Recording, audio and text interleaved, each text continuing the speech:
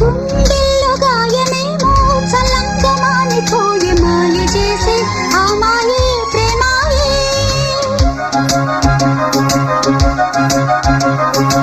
ఎంత గాయమైన గానీ నా మేనికేమి కాదు పువ్వు సోకి నీ సోకు కందేనే.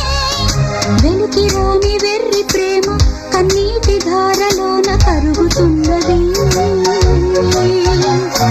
నాదు శోకమోపలేక నీ గుండె బాధపడితే తాళనన్నది.